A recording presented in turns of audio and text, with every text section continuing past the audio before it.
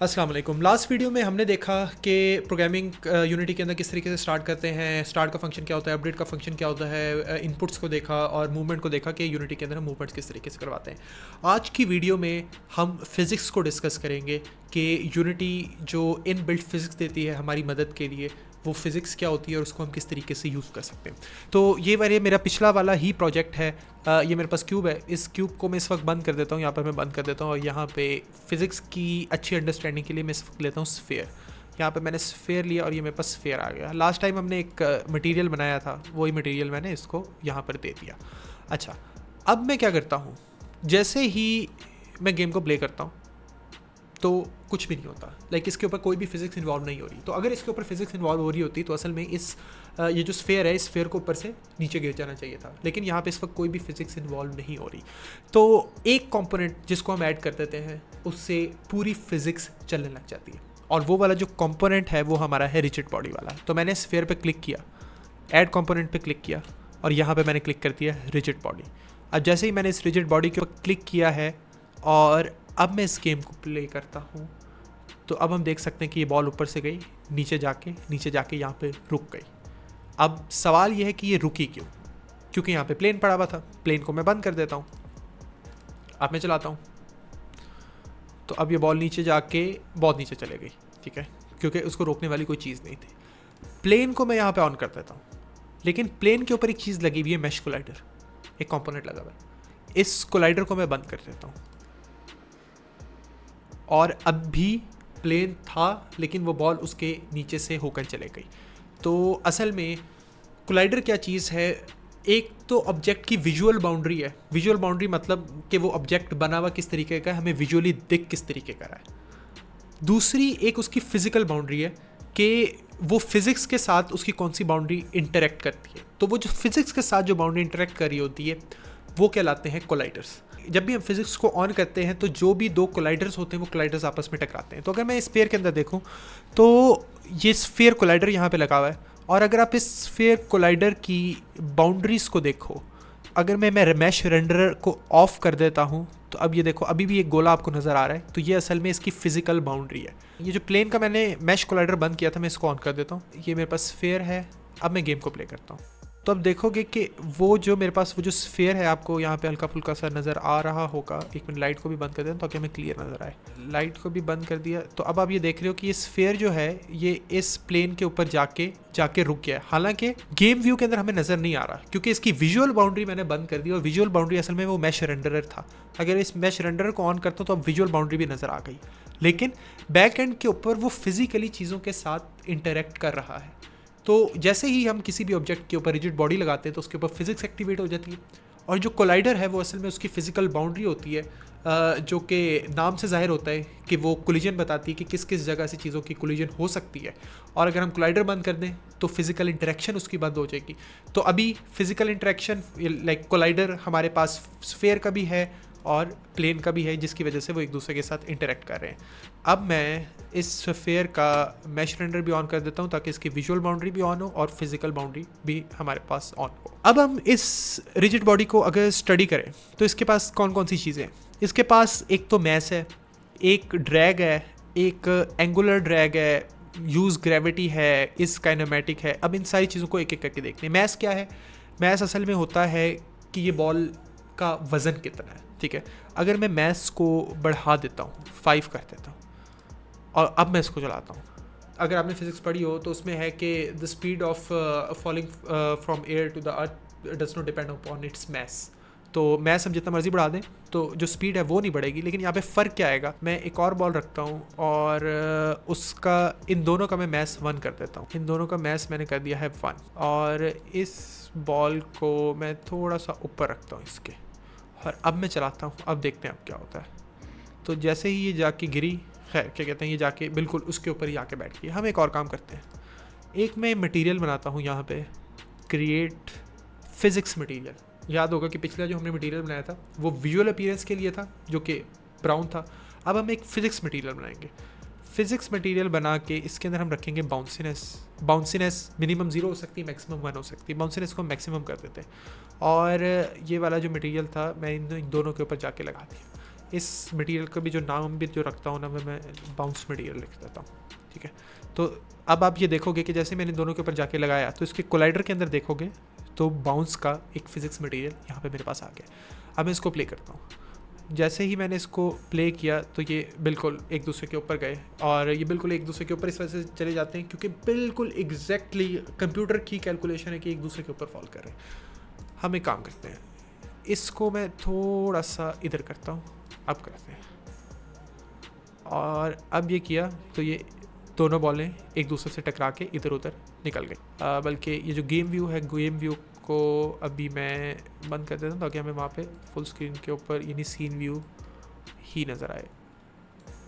बल्कि game view हमारे पास ऐसा है, हाँ, ताकि फुल स्क्रीन के ऊपर हमें गेम व्यू यहाँ पे नज़र आए। और एक दफ़ा दोबारा चला के देखते हैं क्या हो रहा है। ये हमारे पास इस तरीके से कर। इन दोनों बॉलों को अलग से आइडेंटिफाई करवाने के लिए मैं एक और मटेरियल बना लेता हूँ। इसको मैंने कंट्रोल डी किया, इस ब्राउन मटेरियल को मैं कहता हूँ ग्रीन मटेरियल। कंट्रोल डी करके मैंने इसको डुप्लीकेट किया था और इसके अंदर मैं रख देता हूँ ग्रीन, ठीक है। और ये जो ब्राउन वाला है, ये वाला मटेरियल, ये मैं किसी एक के ऊपर लगा देता हूँ। खैर वो सीन व्यू में जाके लगेगा, गेम व्यू में जाके नहीं लगेगा। यहाँ पे मैंने लगा दिया तो ये यहाँ पे आ गया। और ग्रीन बॉल है, इसको मैं कर देता हूँ F2 ग्रीन, और ये जो ब्लू बॉल है इसको मैं कर देता हूँ, सॉरी ब्राउन बॉल है, इसको मैं लिख देता हूँ ब्राउन। अब मैं इसको प्ले करता हूँ तो ये दोनों बॉल्स मुझे अलग अलग नज़र आएंगी। अब हम यहाँ पे एक एक्सपेरिमेंट करने लगे। एक्सपेरिमेंट ये करने लगे हैं कि ये जो ब्राउन बॉल है इसका जो मैस है ये 1 के बजाय मैं इसको कर देता हूँ 10।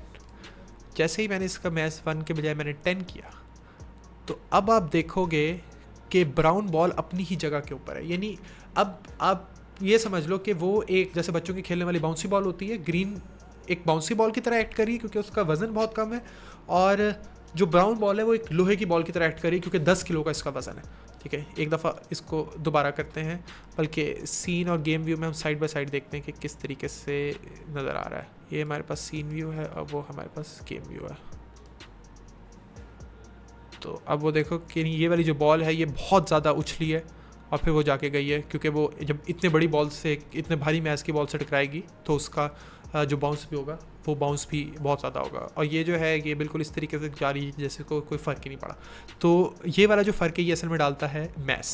अच्छा, अब ड्रैग क्या होता है? ग्रीन बॉल थी, ग्रीन बॉल को हमने देखा कि बहुत तेज़ी से जा रही है। अगर मैं इसका ड्रैग बढ़ा देता हूँ, इसके ड्रैग को भी मैं यहाँ पर 1 कर देता हूँ और अब मैं इसको प्ले करता हूँ, तो अब आपने देखा होगा वो बॉल उतने तेज़ी से नहीं गई क्योंकि मैंने कुछ भी नहीं चेंज किया, वज़न भी उसका उतना ही है, लेकिन वो बॉल थोड़ी देर के बाद जाके यहाँ पे रुक गई है।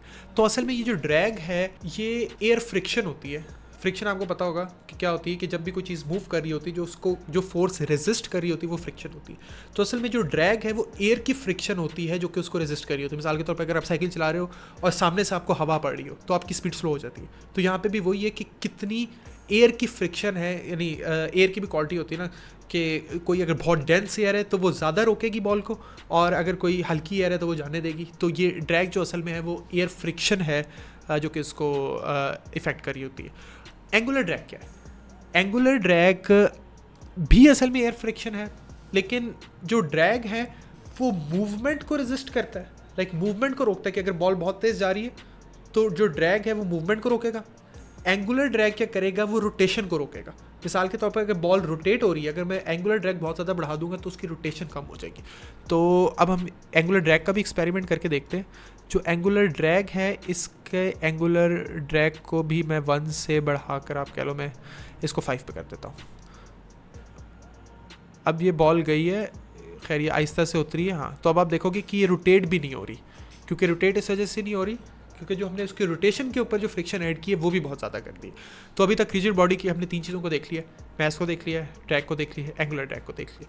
तीसरी नाम से जाहिर है यूज़ ग्रेविटी। लाइक अगर मैं ग्रेविटी को ही नहीं यूज़ करूँगा तो लाइक इसके ऊपर ग्रेविटी इंप्लीमेंट नहीं होगी, बाकी फिजिक्स इंप्लीमेंट हो रही होगी। ये चीज़ कोई और चीज़ इसके साथ आके टकराएगी तो वो टकराएगी, लेकिन इसके ऊपर बस ग्रेविटी की फोर्स ऐड नहीं हो रही, ठीक है। तो ग्रीन जो बॉल थी उसके ऊपर मैंने ग्रेविटी को बंद कर दिया था। अगली चीज़ क्या है? अगली चीज़ हमारे पास है इस काइनेमैटिक। इस काइनेमैटिक असल में क्या करती है कि जैसे ही हम इस काइनेमैटिक को ऑन करते हैं, यूनिटी का जो फिज़िक्स इंजन है वहाँ पे जो फिज़िक्स सप्लाई हो रही होती है वो बंद हो जाती है। कोड के ज़रिए से हम फिज़िक्स को अप्लाई कर सकते हैं। कोड के ज़रिए से किस तरीके से करते हैं हम फिज़िक्स को अप्लाई, वो थोड़ा सा बाद में जाके देखेंगे। लेकिन जो यूनिटी की तरफ से जो फिज़िक्स ऐड हो रही होती है वो बंद हो जाती है और हमारे पास कंट्रोल आ जाता है कि कोड के ज़रिए से हम जो मर्जी फिज़िक्स वगैरह ऐड करें।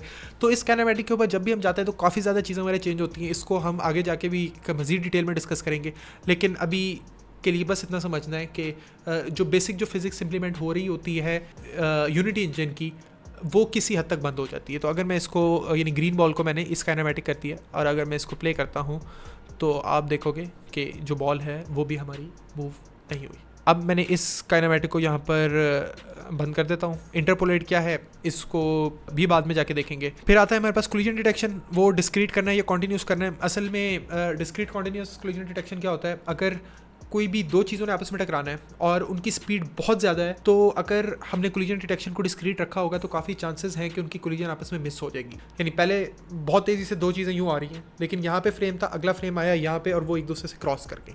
तो अगर डिस्क्रीट रखेंगे तो चांसेस होते हैं कि जो बहुत तेज़ मूवमेंट्स वाले ऑब्जेक्ट्स होते हैं उनकी जो कोलिजन है वो बीच में आपस में मिक्स हो सकती है। तो कभी भी अगर हम ऐसी चीज़ों से डील कर रहे हो जहाँ पे बहुत तेज़ मूवमेंट है तो वहाँ पे बेहतर ये है कि कोलिजन डिटेक्शन को हम कॉन्टीन्यूस डायनामिक्स, कॉन्टीन्यूस स्पेकुलेटिव रख लें। ये क्या चीज़ें वगैरह होती हैं इनको भी हम बाद में डिटेल में जाकर डिस्कशन करेंगे।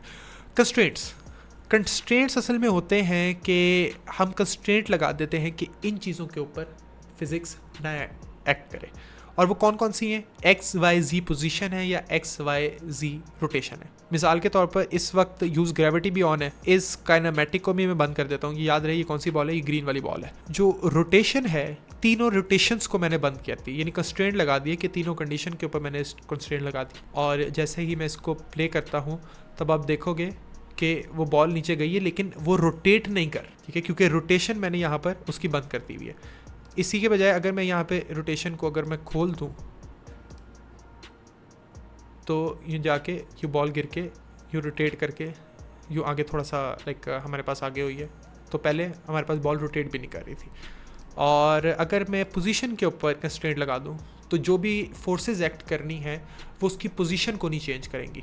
तो चूँकि पोजीशन को नहीं चेंज करेंगी तो पहला जो एक्शन होता था इस बॉल के ऊपर ग्रेविटी से वो पोजीशन के ऊपर होता था, तो इस वजह से वो हमारी बॉल यहाँ पर भी नहीं मूव करेगी। तो अब मैं यहाँ पे कंस्ट्रेंट्स वगैरह को हटाता हूँ और यहाँ पे अब मैं इन्फो को देखता हूँ। लाइक इन्फो में ये सारी जो भी फ़िज़िक्स की जो इन्फॉर्मेशन होती है वो हमें बता रही होती है कि जैसे मैं गेम को प्ले करता हूँ तो यहाँ पे हमें बता रही है कि स्पीड क्या है, वेलोसिटी क्या है, एंगुलर वेलोसिटी क्या है, बाकी इनर्शिया, यानी सारी जो भी इन्फॉर्मेशन है। अगर आप बहुत डिटेल में फिज़िक्स वगैरह को डीबग करना चाहो कि हमारा जो भी ऑब्जेक्ट है उसके ऊपर फिज़िक्स क्या क्या कुछ एक्ट कर रही हैं तो वो यहाँ से हमें पता लग रही होती है। तो आज हमने बेसिक चीज़ें वगैरह देखी हैं कि फ़िज़िक्स की जो रिजिड बॉडी होती है उसके कंपोनेंट को अंडरस्टैंड किया कि उसके अंदर जो भी पैरामीटर्स हैं वो पैरामीटर्स क्या कुछ काम कर रहे होते हैं और उनके साथ हम क्या कुछ तब्दीलियाँ वगैरह कर सकते हैं। अगली क्लास के अंदर हम देखेंगे कि फ़िज़िक्स को कोड के ज़रिए से हम किस तरीके से चेंज कर सकते हैं या किस तरीके से हम अप्लाई कर सकते हैं। खुश रहें, चैनल को सब्सक्राइब करें, दूसरों को भी शेयर करें। अल्लाह हाफ़िज़।